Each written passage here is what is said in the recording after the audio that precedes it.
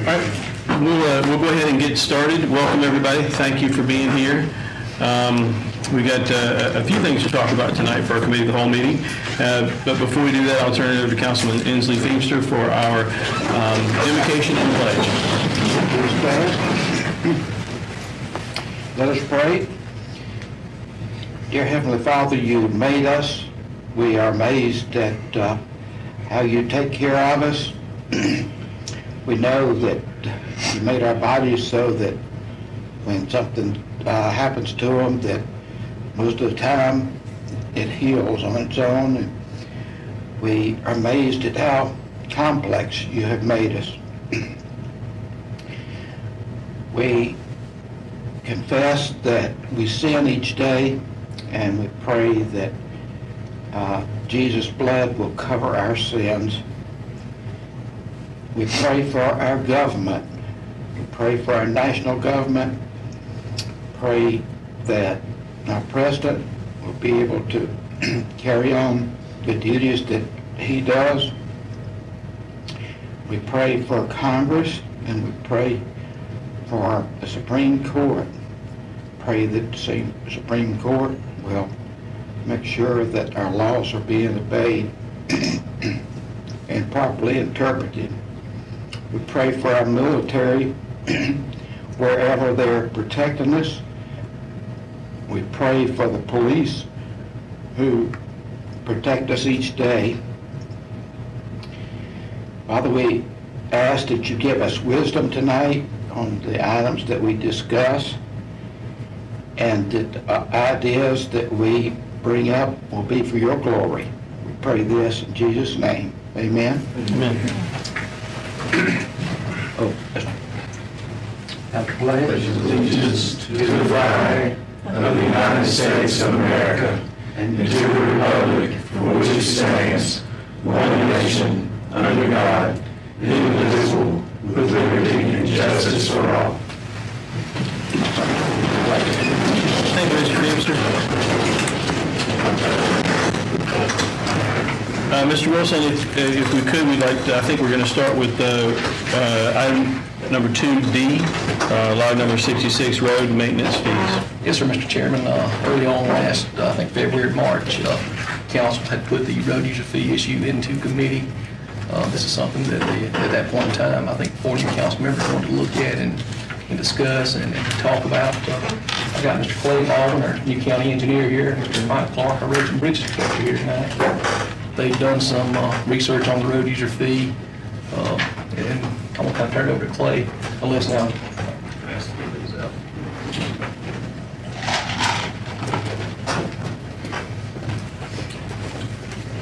We really wasn't exactly sure what you guys were looking for on the road user fee, so we just kind of tried to gather as much information as possible. Okay.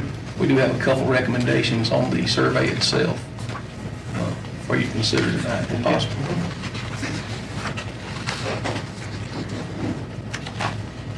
Now, the actual master road user list was done in 2007. It's on the county website under roads and bridges.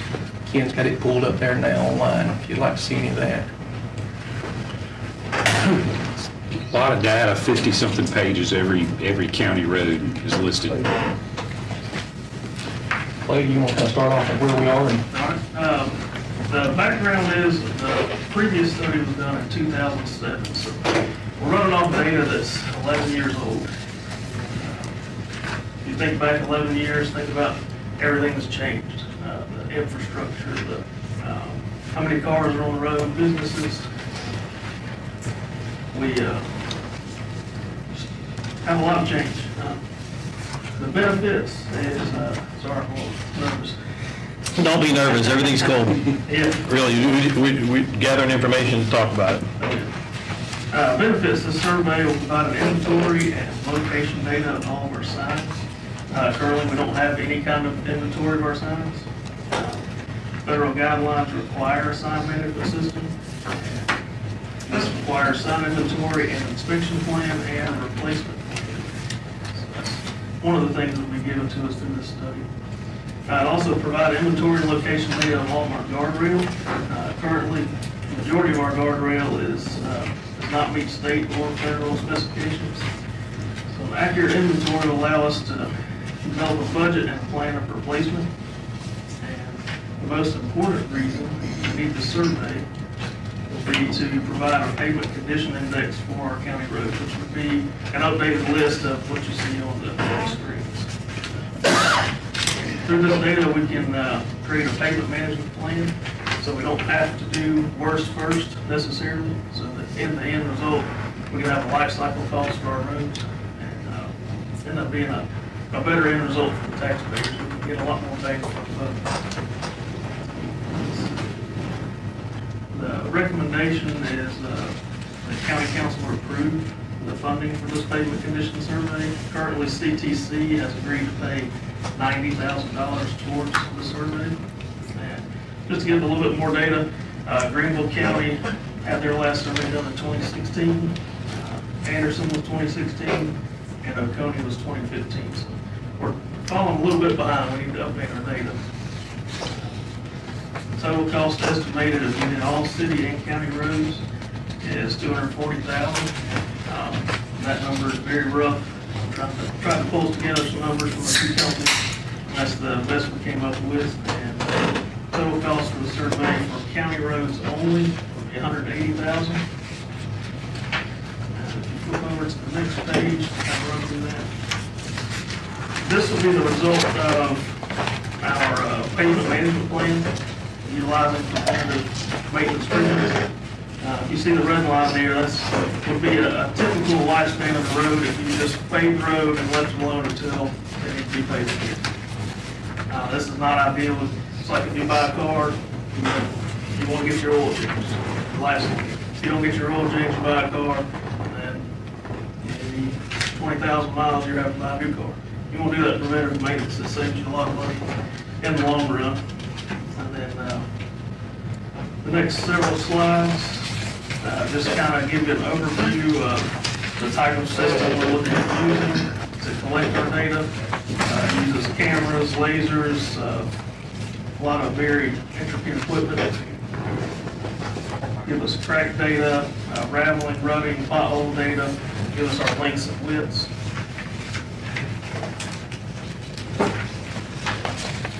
And going back to the pavement management plan, that plan will give us information, like given the current budget level, how well our road should be in 15 years. Whereas right now, we're just kind of going off, well, this is the worst road, we're going to pave it this year. We don't really know how far our dollars can stretch. And the PCI is the pavement condition index. 70 is an ideal number we're looking for. I think through a pavement management plan, we can probably maintain all Pickens County's roads at a good condition.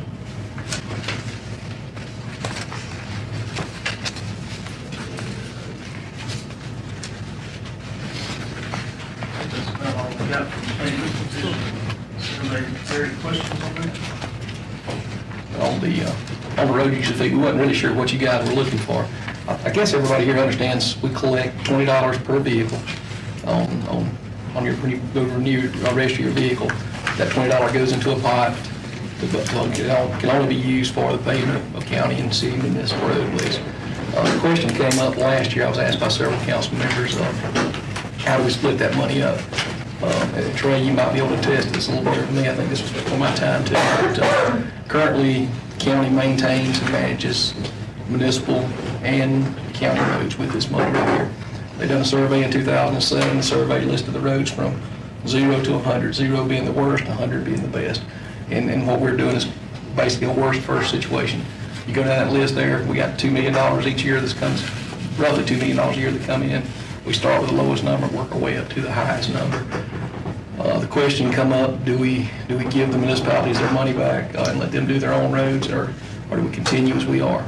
Regardless of what we do, if you look at the second sheet, second handout Clay gave you right here, currently the county, I don't have my glasses boots on, currently the county has 683.55 miles of roadway we maintain. We also maintain 205.62 miles of city-owned roadways. Currently, at the $20 road user fee, we've got about a 47-year life cycle. So regardless of what we do, we've got to do something different going forward, or we're going to be in the same condition state of South Carolina's in with our roadways. Now, if you keep going through the list right here, You can flip it over to the back page right here, you can kind of see, this is what's generated inside Pickens County, the city of Easley, the city of Clemson, the city of Liberty, Pickens, Central 6 Mile North, and so forth and so on. I guess the question becomes, what do you want to do and how do you want to move forward with this? We've got some municipalities here tonight. I know the city of Easley's here, the city of Central's here. The city of Clemson actually emailed me. Rick couldn't be here, but he did want me to pass along that the city of Clemson is in favor of you guys considering giving them their funding, letting them maintain their roadways.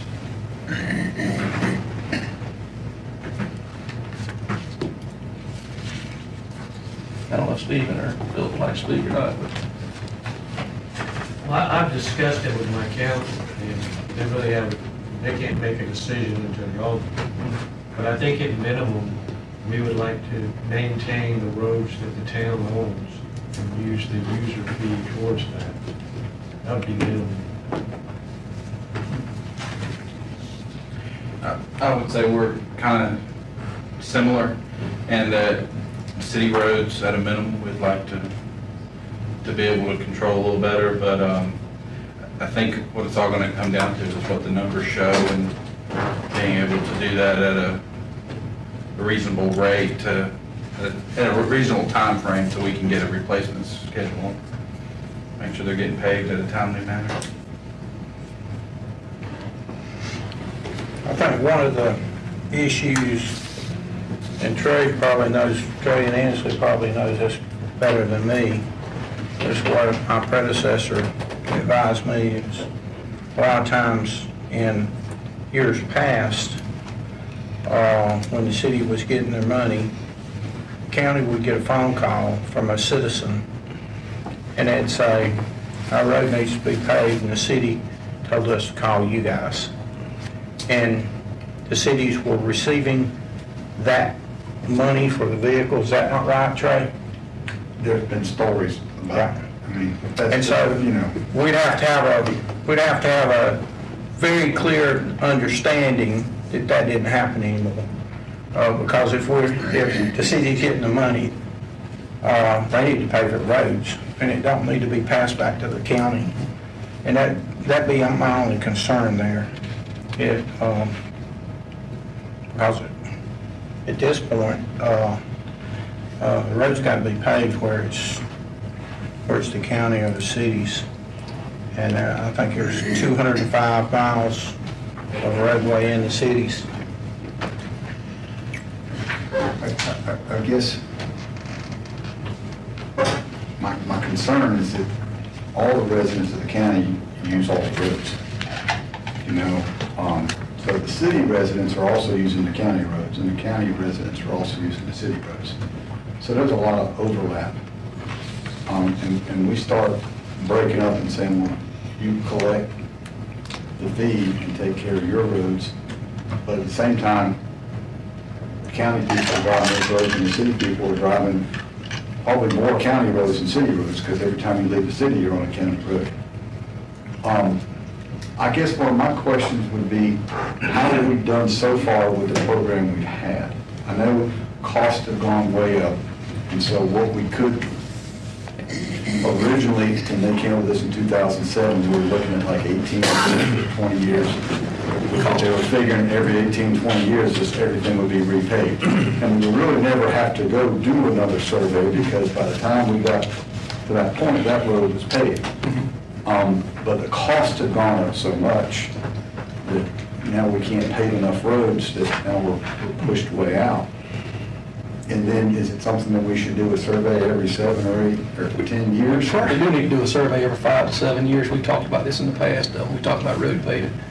We've had a lot of changes in the last 15 years. The CAT bus is a great example. The CAT buses are a huge factor and a benefit to the county. But they're been a good example. We spent, I think, $1.2 million paving Old Central Road, which is one roadway. That's one half of 1 year's allotment. And the reason we did that is because we had to beef the road up to allow for the CAT buses to travel through there. We got a lot of sewer issues, things like that to come up. Roads are, in my opinion, Clay, you may want to attest to this, whether or not good as an engineer, but roads it's a fluid situation, it's ever changing. I think every 4 or 5 years, you need to do a survey just to see where you are. And like we talked before, this worst first is a great theory, but Clay's right, we could do a little preventive maintenance on some other roads, probably extend those from a 20-year life to a 30, 35-year life. Some of your primary roads, you may not get the 15 to 18 years out of. We need to really look at our survey. The way it was set up before, we were given this golden rule, you start with this number here, and you're not allowed to deviate unless you come back. I think there was an exception in there for construction Yes, sir. projects. that went And we had to reevaluate. put those on, I think you get down to the bottom, you can actually see that. There's some roads that you look off in the footnotes there, right there, you just passed one, I think, Ken. Because they had something Yeah, through there. if there's any type of, like that or whatever, there's some footnotes on those roads right there. Very last three. Yeah, but we really need to reevaluate all the roads. The C Fund has agreed to pay $90,000 towards that study right there. If we do them all, you're looking at, $240,000. Right now, you're sitting on, I think right at 2.1 million in the road use fee account. So we have not paved any roads since you guys come into office, because this has been in committee for over a year now, so that money's kind of just laying there dormant. But it would be nice to see where we are, so we know where we're going forward in the future. Whether we continue as we are today and do them all as a unified body, or if we split it up in the municipalities, do theirs and get their allotment or so forth. We're going to have to be looking at raising that fee at some point in the near future. All right, yeah, you're talking about splitting this money up. I'm just doing some calculating here. All right, the county has $1,850 per mile for maintenance. $1,850 per mile. That's what they get. Easily gets $3,916 per mile. Pickens City gets $5,588 per mile. Norris gets $14,000 for 0 miles. 6 miles gets $13,900 for 0 miles. And we talk about this, or we talk about some other issues we've discussed. There's a huge discrepancy in that. Like what Councilman Wire is talking about, people, regardless of where they're from, they use those roads. So splitting it up, I think, would lead to the haves and the have-nots, and it would probably make weaker than when you do that, splitting it up. And something else, you're talking about road user fees. And I've seen this happen back when they built a Walmart over here. Those dump trucks tore the crap out of some roads. Those big heavy trucks. They didn't have to pay for it. When they was dumping dirt out in the country, they did that. And also something else to think about, if there's a way to do this, these Michelin tire testers that come into our county, 5, 6, 7, 8 cars in a row, wearing our roads out. They're from out of county. What's the way to feed them? Put a fee on those guys. And like these heavy trucks that tear up our roads, how can we get restitution from those guys? But the cost discrepancy in cost per mile is bothersome to me for a municipality. I have a question, if I may. Does it, I understand you have your tax revenue generated, I'm assuming that's based off of vehicles registered per municipality, correct? So, would it make more sense, and this is just kind of to go to your argument, rather than being the folks that live in the city of Pickens, it's true they drive on central roads, or Clemson roads if they go to Clemson football games, so I mean, it's all, kind of like what you're saying. Would it make more sense to look at the number of miles and split it up based on, put a dollar value per mile versus a dollar value per where the money came from per se? Do you understand what I'm saying? So you've got a pot of money. You got a pot of money. And rather than saying, well, we had 13 cars registered in Easley for their 95 miles, and you had 10 cars registered in Central, and they got 2 miles. So Central's mile is going to be worth more than a, say, Easley mile or Pickens mile. Where if you have your pot, large pot of money, you can figure out how many miles you have and you divide it out, and so the mile actually has the dollar value versus crediting versus, does that make any sense? Would that make more sense? am I totally way off? And you guys, I mean, municipalities, what are your thoughts on something like that? So you don't have the disparity as Councilman Hendricks is alluding to. And how much does it cost to pave a mile now, Gerald? The county does. Has a lot of variations. I mean, it's really depending on the condition of the road, whether it's an overlay, primary, secondary, Reclamation, yeah. a lot more. Average county road. They don't have to come in and do a lot of work. There's so many different types. Yeah. It's got a lot to do with what you're doing. You're doing 1.5 inch overlay, 2 inch overlay. So if you did 2 inch overlay, what would that cost? 2 inch overlay times a mile. Hang on a minute, I can tell you that.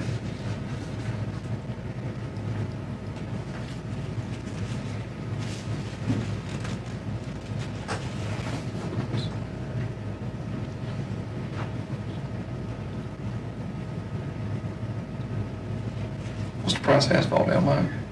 $8. How much? $8 a ton. You're probably somewhere in the $45,000 to $50,000 range right now. Just for overlay, this is no sub-bridge work, no. 45 to 50 Yeah, K. and that's just a ballpark estimate too. I mean, Yeah, that's. Wes, if there's a crack in that road and you pave over it, within 2 months, that crack's gonna come back. If you don't fix that crack, if you don't get all the alligator, if you don't do the full depth patching, it's gonna come right back. no two roads will be exactly the same. Yeah, it's hard to give you a number of that. How much of this, is this all paved, What's that? the number you have for the miles here? The county. This is all paid, this does not include any That minimum. includes any of the No, minimum. that's a totally separate deal. I can see the city's standpoint that their roads aren't getting paved, but we're not. We're not getting too far down the list. We're not getting to what makes you gonna. And if we're gonna tell them that, yeah, we're gonna do this from the county, then we need to come up with a plan that gets their roads paved just like everybody else's. And, you know, we've got, you know, they're looking at it saying, well, gee, my people are complaining, and all they can do is look at the county. And like, well, if you give us the money, we'll take care of it. I think from an efficiency standpoint, I think the county has a better resource to be able to do it. But we got to satisfy them that they know it's going to get done and get done in a timely manner. And I think you're right. When's the last time we had road fees raised? 97. Alan Hours is here. It's been, I'm gonna say it's been like 20 or 30 years.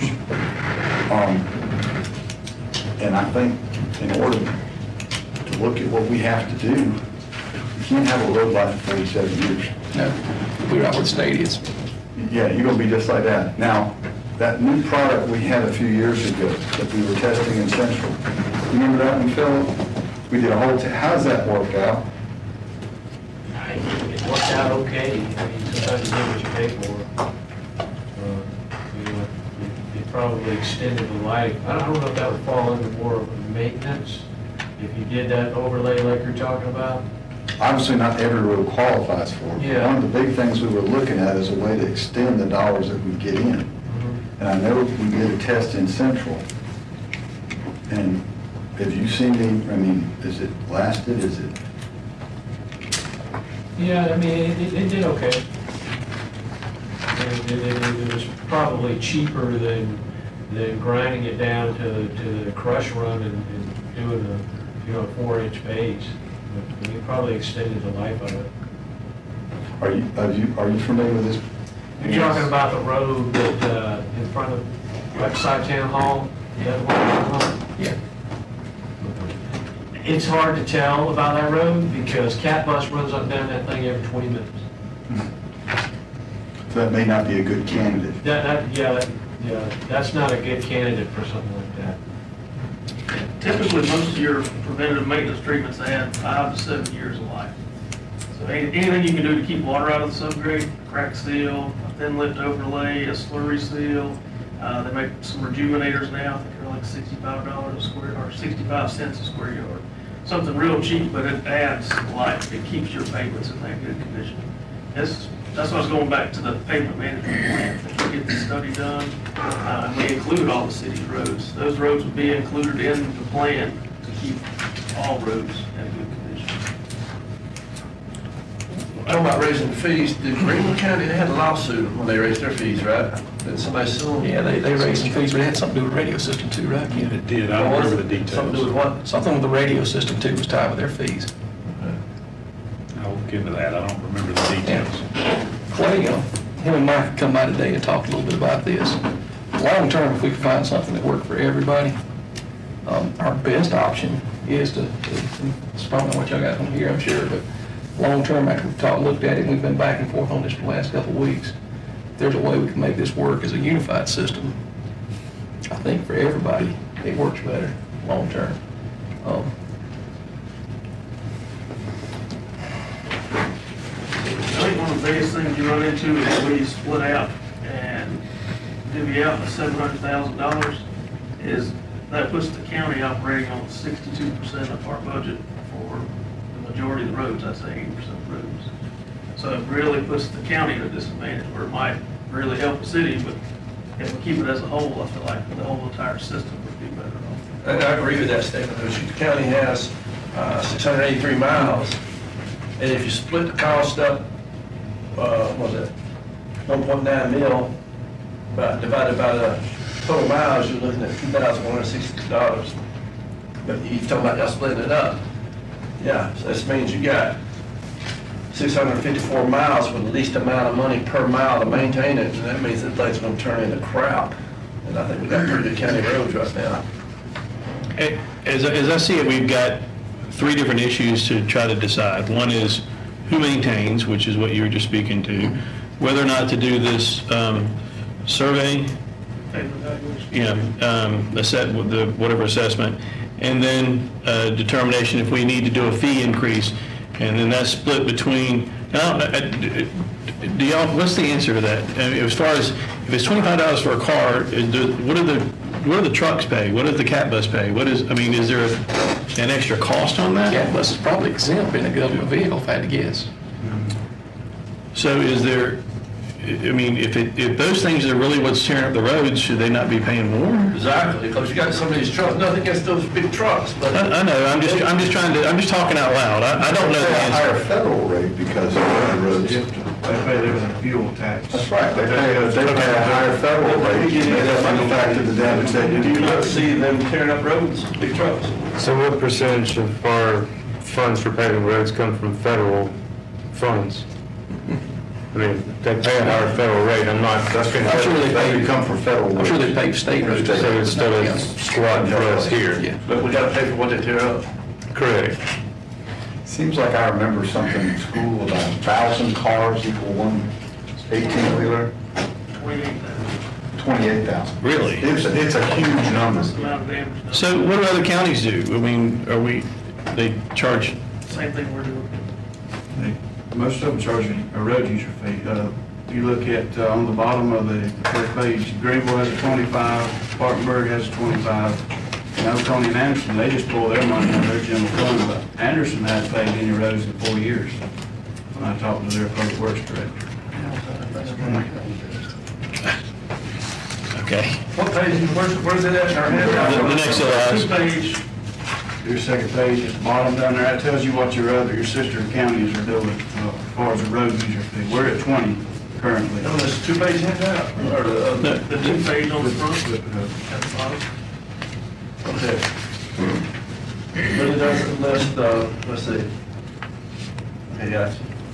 Because I thought Greenville was going up like 30 or 35 or something. They're at 15, but they're within, I think, a month or so of being at 25, is what I was told by their county. Well, see, once again, it comes back to they got a ton more cars. That's right. They currently Okay? have a $5 So, million. they've got, we've got a lot of land and not a lot of cars. Okay, they got not space we do, and they got probably 5 or 10 times more I wonder cars. how many miles of road they have now. They have 1,700 miles, and Okay. they operate on a. So they got more miles of road. Right. And Clay also found out that they give their cities pretty much the same amount of money, $715,000 is what they give their cities. You're talking about Simpsonville, Malden, Fountain Inn. That's a lot bigger cities than what we're doing. But they got 5 times the income we have. That's if you right. look at- Right. And twice the roads. That's right. What about that? I'm gonna throw one at you guys. we really do need to consider doing the study to see where we are today. I really feel like that's going to be money well spent. We coming up on June and July. What if I met with the city, get Stephen and Philip and Clemson, all get together over the next month or so and come back to you guys in August with something from all of us as a group on what, kind of bring some ideas back to you. By that time, we should have the study done as well, if you guys would approve the funding for the study. But really, until we know where we are, it's hard to say where we need to go. The study comes out of funds we already have right now. Yes, it'll come out of you got right at $2.1 million. The road user fee, is that something we need to address in the budget? Yes, probably so. And I don't think, this has sat so long, I brought this up years ago, that, you know, we saw this happening. We talked about it for the last 10 years. Because the price kept going up and the number of roads kept going down, well, eventually you're gonna be having terrible roads. And I think for the taxpayer deserves to have good roads to drive on. They pay a fee that goes directly to the roads. This is not government expansion, this is fixing the roads.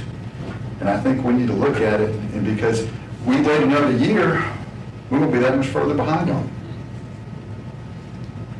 But we're paying for the jail, and that other expense is gonna be added in Now, this year.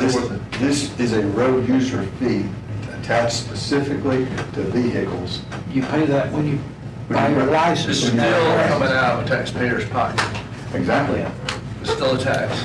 It's a Happy Meal. But what it does, Two Happy Meals. it goes directly into fixing the roads. True. And we have a problem with our roads right now. I mean, we're not as bad as the state, but we're quickly sliding in that direction. Now, we've done really good with our bridges. That is we do bridges with this too? We do. We actually we have, I think, 4. Technically, I'm for it, really. We have 4 bridges. We've done really well with our bridges. Correct. We've got the best bridge program in the state of South Carolina. But I think our road program has suffered a bit It has. because of we only got so much of a pot of money to go to. Yeah. Now, Clay and Mike did do a little chart for you in the middle of this page right here. If you raised it to $25, this is what it would take it to. If you raised it to 30, to 35, and so forth. In the middle of this front sheet right here, if you did want to raise it, at $20, we got a 47-year life cycle. At 25, it goes to a 38. At 30, it goes to a 31. At 35, it goes to a 27-year life cycle, and so forth. What's the optimum number for the number of miles we got in our county? You're not gonna like what I'm gonna tell you probably, but Tell me. 20 or less. So not on the chart? Not on the chart. Off the chart. But are there things that we can do that you guys are talking about? That's not included in this? I mean, some roads cost a lot, some roads don't. We can change the oil in the car. That's what we recommended doing going forward. I know before we went strictly by the numbers, but let's start doing some preservation along with doing the numbers. Kind of do some changing your oil and change your filters and fluids and trying to extend some of the secondary roads. But I think we need to come up with a scheduled program for doing that, okay? I agree. Unchecked government can get out of hand. If we have a program that, okay, here's what's going to be, that these roads are going to get attended to, and they're scheduled to be reviewed or, you know, put that extra on there. My question to you, Clay, how long can we make a road last with proper maintenance before we have to repave? I would say on average 30 to 35 years with preventative maintenance. So if we really got a good, solid program together, We need to build in our $35 fee then to do that.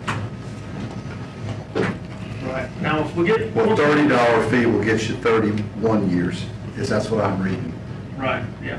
And once we get the study done, We might be better off. we might be better off than we think we are with the condition of our existing roads. So we'll raise the fees on the study. Here's the point, I think it's irregardless of what the study says, we already know generally what's going on. No, but if we raise it 10, the study recommends 5, or if we raise it 5, the study recommends 10. The study isn't going to recommend anything that's This will give us a better It'll idea. help you know what you're dealing with and how big the problem really is. I mean, How much we need to attack. I'm the one arguing for fees. I know about the farm. Everyone's going, this is not Trey. I think that you've got to do it, but I think you've got to have an educated, you've got to have a little more information before you determine how much, kind of back to what Councilman Hendricks is saying. I mean, if we say 5 today and the study comes back and 90% of the roads need to be replaced in the next 2 years, well, there ain't no way that $5 is going to cover it. You know what I'm saying? We're And that just was looking at the roads. roads, just to maintain the roads for a 31-year period, okay? If we're gonna say we want these roads we have to make it for 31 years before the next payment, okay? Just with no added new roads, not talking about any condition, good or bad, but just for the life of the road to make 31 years, we gotta have a $35 fee. That's not looking at the condition of the roads, right? That's just saying for a road to last 31 years with preventative maintenance and doing everything we can to stretch it out, because usually it's about 20, 15 to 20. We're stretching it by putting preventative maintenance on there. So no matter what condition the road's in, for a road to last 31 years, on 889 miles, no more, which we know we're gonna have more, it's gonna take a $35 fee, assuming we don't have any inflation. And we probably have some roads that haven't been paved 30 or 35 years or 40 years. And so we need to go ahead and put in the fee, say $35 this year, and if next year we don't need that much, we can cut it back. Keep in mind, if I could interject, Mr. Chairman, that since this is a fee, this isn't part of the normal tax millage process. This is a fee based on titles and cars. That's what I was going to ask. You can change it at any time, 3 readings in a public hearing. So if we could get this, if we said start with this study, it could be done by when? You said what, 2 to 3 months? 2 to 3 months? All day to day, yep. So we could have how long would it take you, once you get all the information, once they tell you, I mean, and you start looking at it, you still got to come up with a comprehensive plan, and I like what Councilman Whitehurst is saying, you know, a plan in place on what does that mean, you know, not just we're going to fix the roads, but in this type of situation, you got to do this and this and this, you know, a real comprehensive plan that pretty much outlines exactly what has to happen. How long before you can come back to us and say, here's our comprehensive plan? I think at the end of that 3-month mark, give or take a month. So my question to you guys is, I mean, I'm agreeing with you, but if we go ahead and fund the study, and then we can make that decision in August. I'm fine with that. If we can do it outside the budgetary, if we're not locked into having to do this next year, we can do it through an ordinance to That's right. change it. This could be, yeah, that's right. Well, what I would like to see is that when you come to study, that you also pull in the city administrators and Yeah, work as a whole and get their input on it too, because the reason they're here is because their roads haven't been paved. Right, absolutely. Well, I think it'd be a great idea to at least once a year, maybe once a quarter, meet with the cities if we're maintaining their roads and see what their issues are. They should have some input on that. Absolutely. If we're gonna tell them we're gonna do it, then we need to have open dialogue. What's the chances charging bigger trucks more? Because they do more damage. You have to have some type of standard, but you also have to keep in mind these are going to be, the way we do this, unless I'm mistaken, is we do this with the vehicle registration process. That's when you pay it. So it's going to have to be vehicles that are registered here. You won't be able to get the big trucks that. But there's quite a few still. I'll probably get shot when I go home because the neighbors got a bunch of them. Sure. if you'll- Nice knowing y'all. Long roads just pass through. Yeah, there's a lot that are passing through too. True, but get what we can. That's a bigger issue with the state gas tax. That's what I was about to say. That's the It's a- one thing that's burning me about this whole conversation, but yeah. Because we're not given the authority to do a gas tax. Only the state.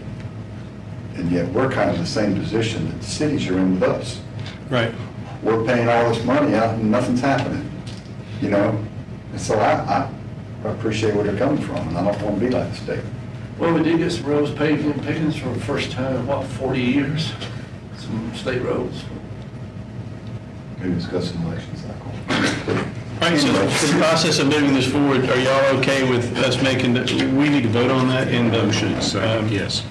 motion second here? For the, to get it to the full council to authorize the expenditure of the funds. I make a motion that we get it to the full council to authorize expenditure of funds for the study, as mentioned. Second by Councilman Hudson. This is due all Right, roads, there's no- right? The study. Just for the study, Yeah, but the study for city and county. city and county. For city and county. just- For 889 miles, correct? Yeah, all All of roads. them. That's us. Yeah. The whole 889, city and Oh, county. yeah, All whole roads. county. Yeah. So if they had road tomorrow, it's covered too. Any other discussion on that? All those in favor, signify by raising your hand. And motion carries. Thank you, guys. Steve, thank you for being here. Thank you, sorry, thank y'all for moving it up. I apologize, I went to the wrong conference room. You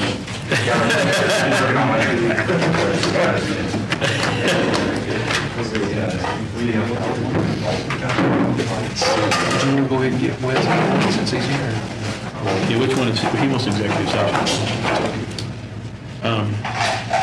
And thank you guys for putting this together and educating us a little bit, and hopefully, now you're gonna have a whole lot of work to do, right?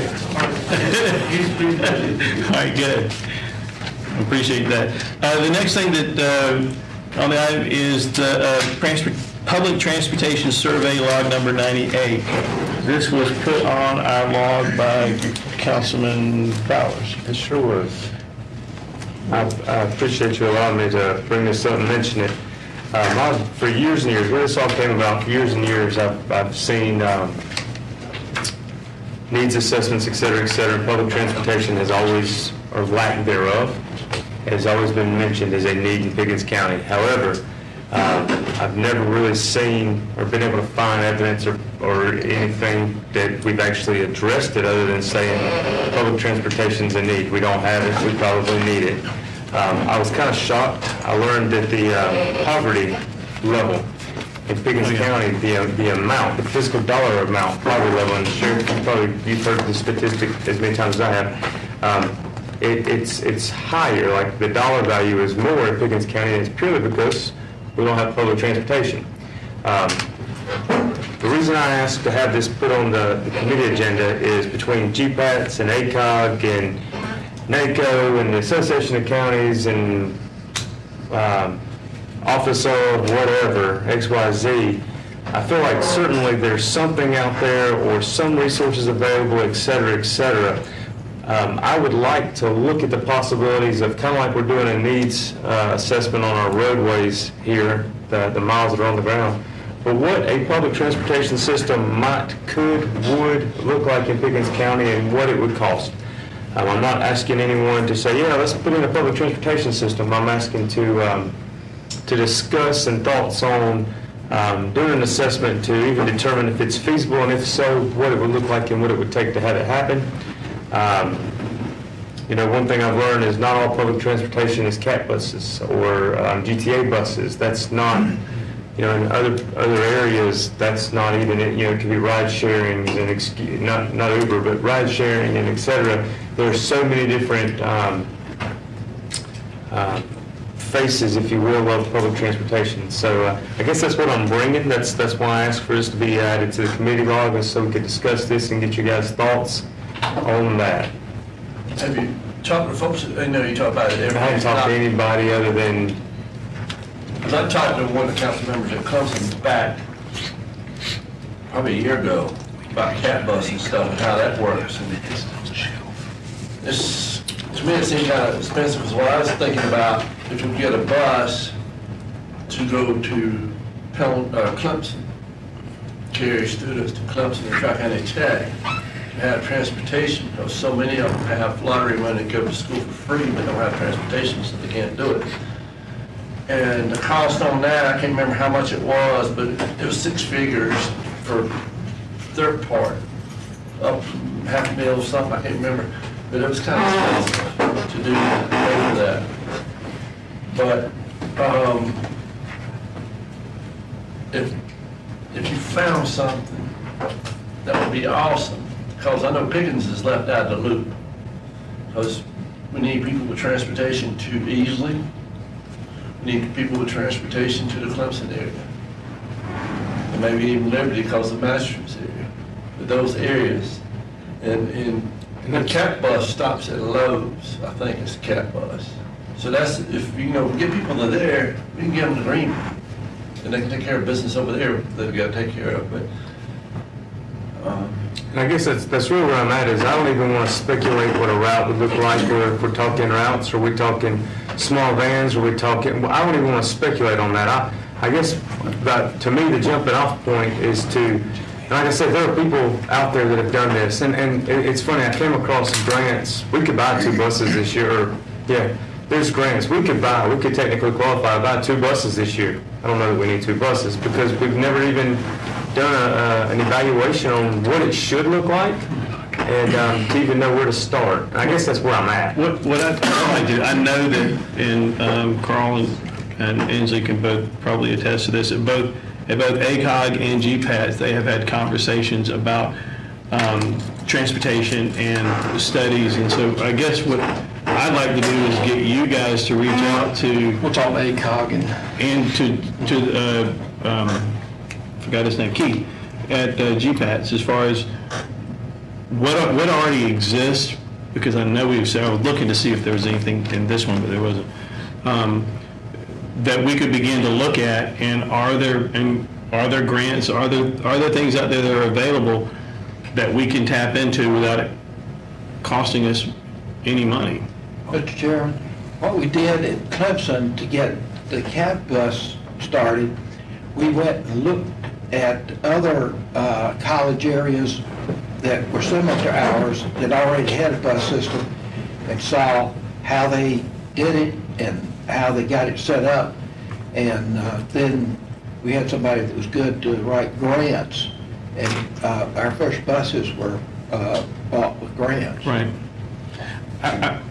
I'm sorry, go ahead, Councilman. No, I was just going to say, I'd also like to look at other counties facing the same situation, that same size as we are, facing those same. We've been in meetings with Anderson County Pickens Mental Health, where that's their biggest point of contention, is getting those people transported. The sheriff's talked about this several times.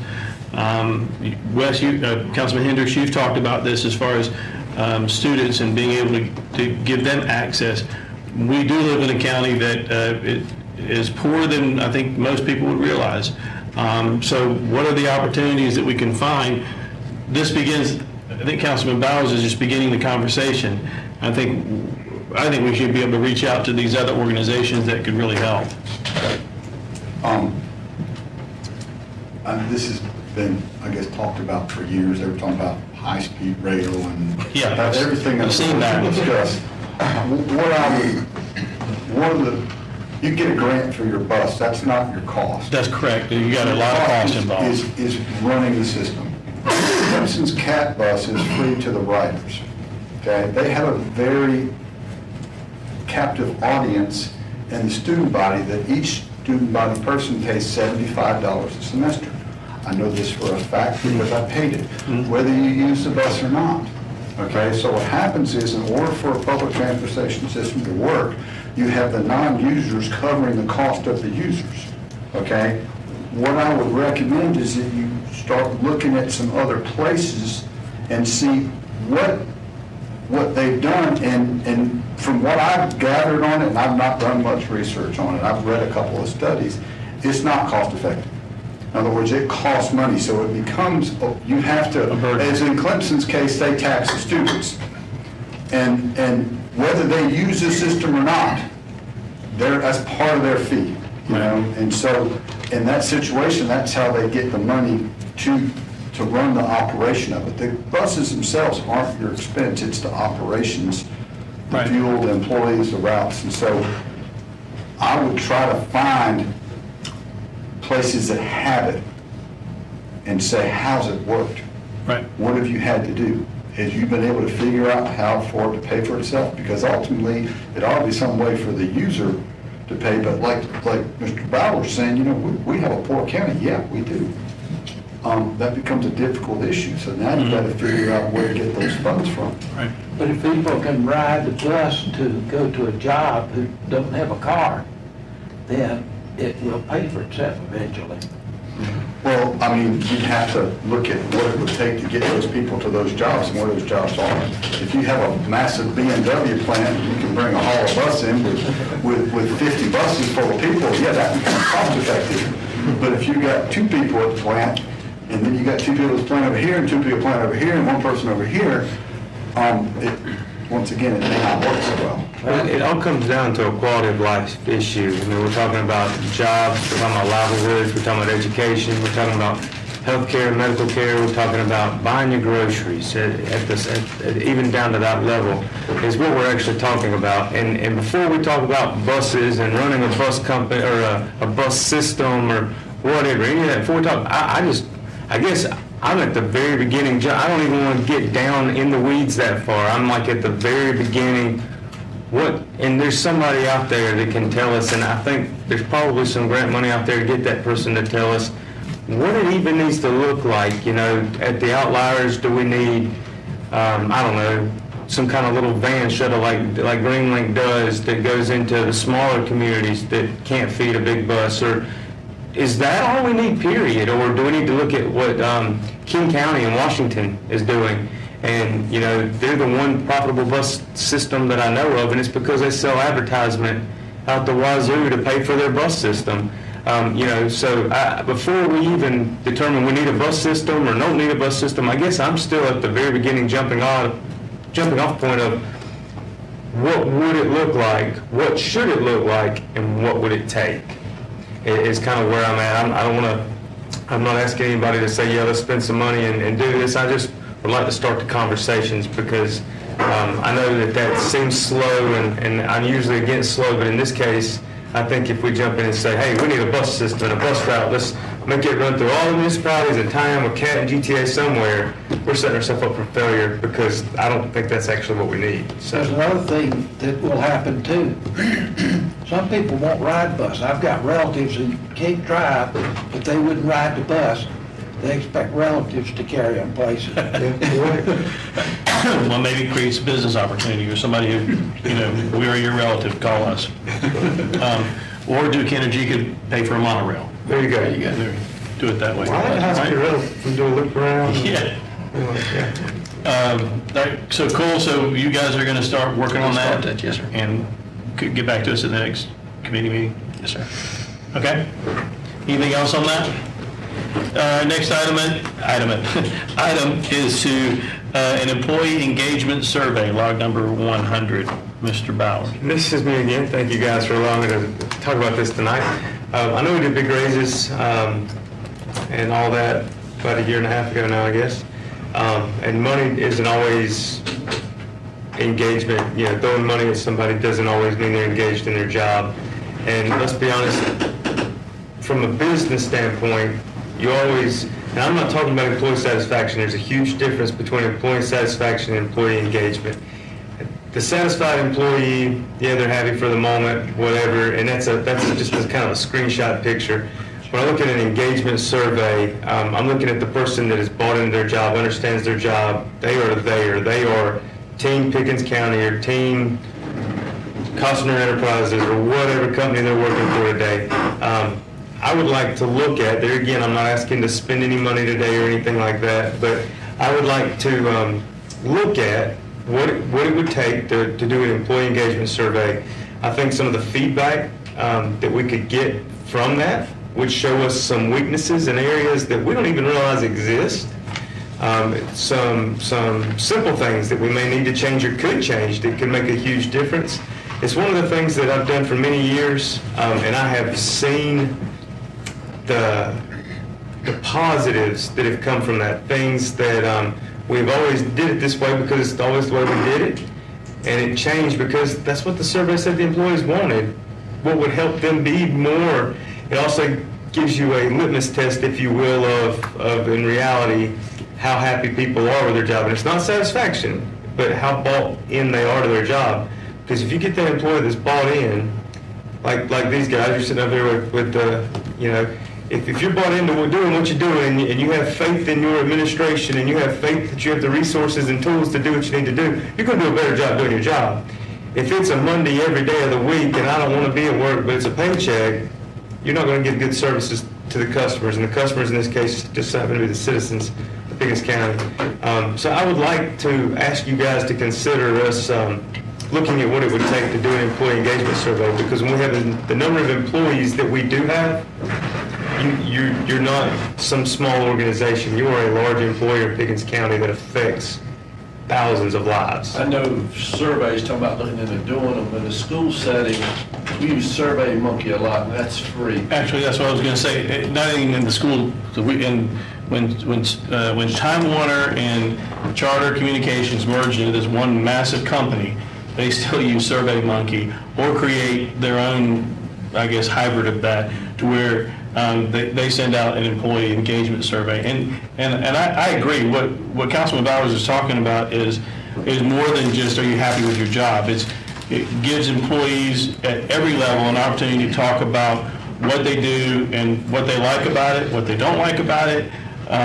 It gives administration and staff and department heads huge opportunity to get feedback. And now you got to realize that you got to have thick skin on some of the feedback, and a lot of times people don't like change, and this past year has been a lot of change in what this council has been able to accomplish and what you guys have worked towards.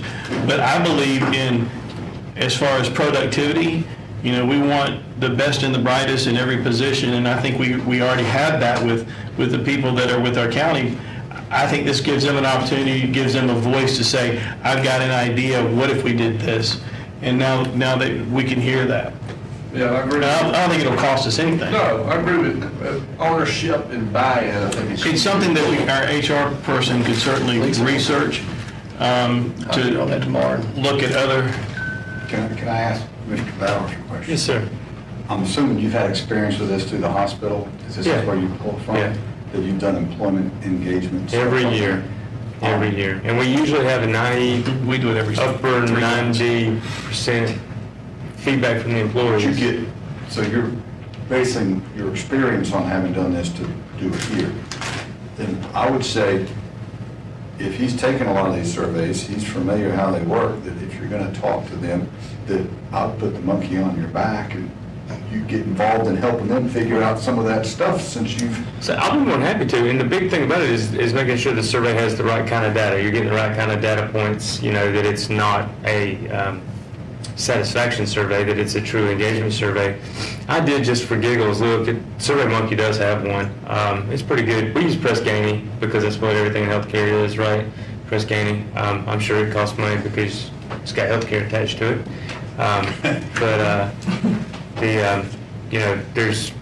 I'll be more than happy to whatever, but yeah, I mean, that is where my experience has come from, and that's where I've seen things come up in the survey that totally changed the structure. And it wasn't that it was a intentional oversight or whatever. It's just, didn't realize that was even a thing or whatever. So I'll have Lisa reach out to you. She'll get into this. saying I'm sure she's had experience with that too. Yeah. With her other jobs. We'll take care of that. Thank y'all for entertaining that. All right, our last item is the review of the Madden Bridge project, 12 Mile Road, log number 99. Mr. Wilson. Yes, sir. We've got Mr. Holtze, Mr. Morris, and Barbie. yeah, correct. Here and that. I want to kind of come give us an update on the Madden Bridge Road part. So I know we kind of slowed down a little bit because the lake levels were down, but Wes has some ideas. Wes, you want to kind of come to the table? To give you an update and reiterate what we reviewed. Before you do, is there a part of this that you were saying? If he talks about any property, we may need to. Okay, so can you give us the update without talking about specifics on property? At some point, we'll need to move to Executive session on that, okay. So, since the April council meeting, we discussed looking at taking a pause on the Madden Bridge project for a couple of reasons. We received bids on behalf of the county. The total project or combined project cost between Katichi Beach and the Madden Bridge project exceeds the approximately 1.5 million funding that the county's receiving from Natural Resource Trustee Council. We have applied on the county's behalf for ARC grant funding. To date, we have not been successful, primarily because of the number of projects that are being applied for ARC grant funding. There's more projects than funding available.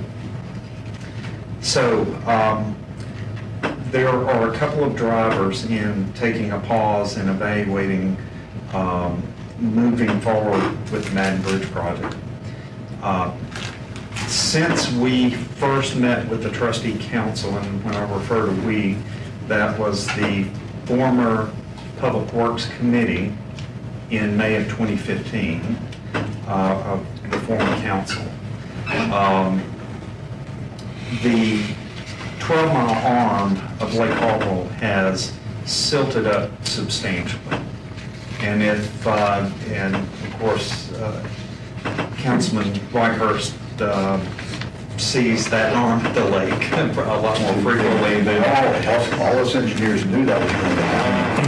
Yes, and it silted up in 2011, 2012, the two dams on the 12-mile river were removed by Schlumberger at the order of basically a federal court order. Tons and tons, millions of cubic yards of sediment had been washed into Lake Hartwell, deposited along this arm. When we were planning this project, I think we really had no real understanding of what that arm of Lake Hartwell will look like. In fact, in our presentation, Mike, can you pull that one up? This laptop records the meeting and it's not connected to those. Oh, it's not, we've got a computer, if we can plug into an HDMI. Yeah, we got one. And to show you what the lake looks when we're not at full pool, and we're talking 1 to 2 feet, you can virtually, and Well, here's Councilman Whitehurst, to kind of address this a little further. There's a dog leg right there at the end of that river as it turns towards Madden Bridge. That is filled up with silt. And when the lake drops, now you have a very gradual drop off. But when the lake drops, it flows very quickly. Now, part of the problem we're facing is, honestly, it's the mismanagement of the lake over the last 15 years. Because of Army Corps. The Army Corps of Engineers, I've been tracking the lake thing for many years. There are 2 studies right now that they are deciding which one is going to be implemented. One of them would add 4 feet to the level on a regular basis. One of them would add 2 feet to the level, which would be huge. We're at full pool right now because we had a lot of rain. But what the Corps does is they don't start reducing flows until it gets to a certain level, which they essentially create their own drought. This situation will be improved over the next few years, but we still have the problem where we're supposed to get these ARC grants that have never come through. And so we're left with a situation where if we want to complete the project, we can't do it at the scope we wanted to originally do it at. And when we were looking at having piers, they were further down there up the road, which would put them having to go a lot further out to fish. What we had talked about a couple weeks ago in order to keep the project moving and finish up is we want to clean up around Madden Bridge, but make that more of a fishing point right there with a smaller parking lot, not make a whole park out of it. But right now, that goes right up to the high school and the middle school, and there's trash around there, and cars parked on the side of the road and dirt. The idea of having that as a point was to have something that would clean that up. We have to make it a fishing venue per the grant qualifications. Okay, or for the trustee qualifications. So what we were talking about, and originally, if you see the plans, there's a big giant parking lot that runs all the way up there. And we went back and forth with Clemson University and the Corps on trying to get property swaps, and it was. What we talked about was to bring it down to something much smaller, where people would come up, they could park, they could fish and take advantage of that, because people use that every day of the week. Make it a cleaner, smaller park, and that way use the existing funds that we have, because we'll have about $300,000 or $400,000 left after Katichi Park's fixed. That we could do this on a much smaller scale, stay within budget, and have an area that cleans it up and makes it a fishing thing that will be used even when the lake does drop down. What does that do with that grant that you're trying to It get? uses that, we don't have to worry about the grant anymore. The ARC Okay. grant, we don't have to depend on it. Because we're still, We keep applying for the ARC. We have It could be for money something else. from the trustees. right, We'll have about $300,000 or $400,000 left over after Katichi's from the funds we're getting from the trustees. What we've been doing is applying for this ARC grant to get another, $500,000? Yes.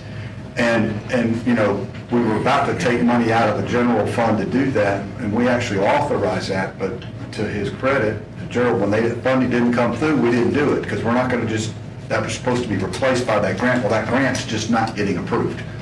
And rather than us wait and wait and wait for a grant that may never happen, let's take what we do have, small it down a little bit, and make something work. is that what this is? Now, wanted to point out, this, if you see the sandbar right here, that's only 2 to 3 feet below full pool. Wow. And if you can invert this, here's the shoreline here, we're looking at this upside down. Flip, yeah. And that is basically an alternate plan for this Man Bridge Park location. Hal, if you can flip back to the current plan. Okay, that's what we have a bid on. The topography, at least from here to here, from the road down to here, is very steep, and it was going to require a retaining wall, correct? And so we're looking, the bid was how much?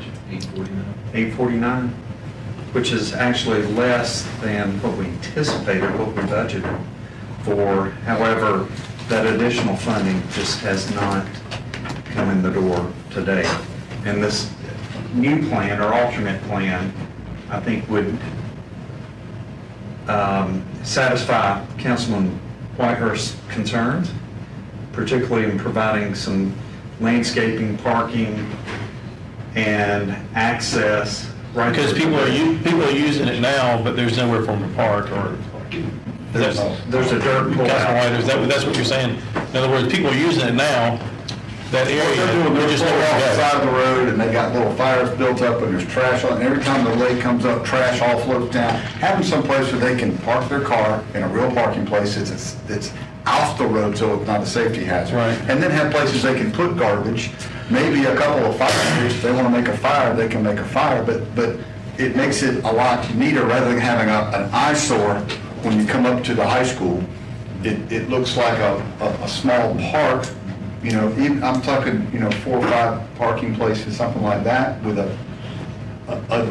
so we can have a pier of some sort to go out, so therefore we can keep into the requirements of the fishing park, but then they have a place to fish off of.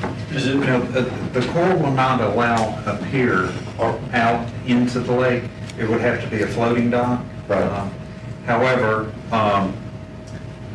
we had the opinion that a floating dock would be sitting on that sandbar the vast majority of the time, and we felt like a platform or observation deck, which is that structure right in the middle, right there, with a put-in boat ramp over to the right, right by the bridge, and then, and I'm sure some will still walk out on the bridge to fish, particularly during low water. You said boat ramp, what kind of boat ramp you talking about? like flatwater kayak. I was about to say, I'm thinking boat. Non-motorized. I'm thinking boat, and I said, that ain't gonna work. I got about 4 questions right now for you, about 4 right now. You talking about silted over from the dams, will the silt get worse? Yes. Okay, so it's, all right, Eventually, it will work its way down the lake, okay. supposedly. I think you may have answered my question, you know, the other park is where people will put in for kayaks. You talking about the silt and stuff like that, is that the best area for a takeout boat ramp? Where you don't have to worry about silting up? We were looking at kind of breaking our original plan up into 3 phases, and this would be what I would call a modified phase 2. And I think we can, did y'all prepare a cost estimate for this scenario? Yeah. Okay. What is it? If you want to hear. But, you know, if you put in, you gotta put that thing out somewhere. Exactly, so we want That's to for whitewater address. rafting, this is more flat boat stuff. It's true, but people do the flat, water. Put in, they got the same point. Yeah, but I'm talking about up the river, people do flat water down that stream, rapids aren't that bad. I brought, one of my project managers happens to be a professional river guide, whitewater river guide. So I was going to let him address the issues regarding the put-in at Katichi and the takeout, which they're currently using Lay Bridge.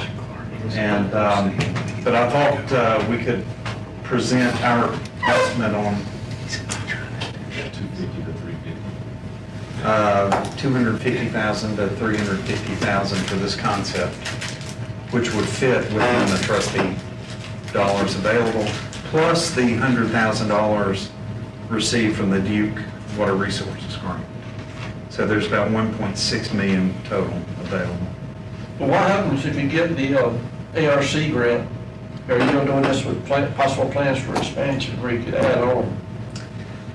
Well, considering the lake conditions, particularly with the sandbars, at this point in time, we would not recommend moving forward with the full project because I've walked it myself. Hal Morris has walked it. It's at least 100 yards out to the water, which is a small channel, at the dog leg.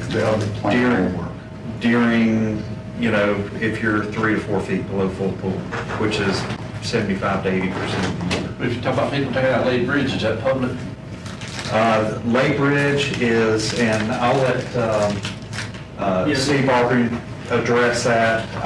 To move into that segment, we would need to move into executive session. Any other questions on this before we do that? How many miles is it from Madden Bridge down to this? Or how far is it down the waterway? It's from White, 6 or 7. It's not, in your opinion, that's not, in my opinion, I know the answer, but in your opinion, that's not too much for somebody to put in at Madden Bridge and kayak to there, is it? I would say yes. You think it is? Yes. 6 miles? Yes. It's the difference between a flat water kayak and a recreational and a lake Yeah, kayak. can it not a flat water get down that river? I would not go down below Katichi on a flat water kayak, no. It's class 3 white water. You're different, Wes, because you're experienced. Yes. I'm braver than I. Yeah, he would take way more courageous. Right. Any other questions? And then I'll entertain a motion to move to executive session. Motion by Councilman Henry. A purpose for that.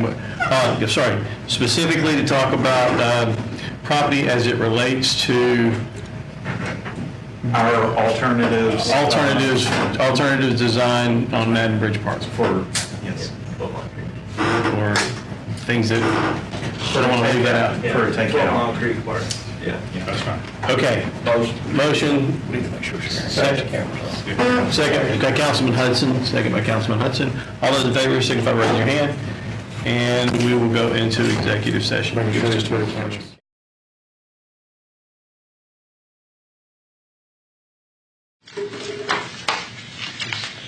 it go?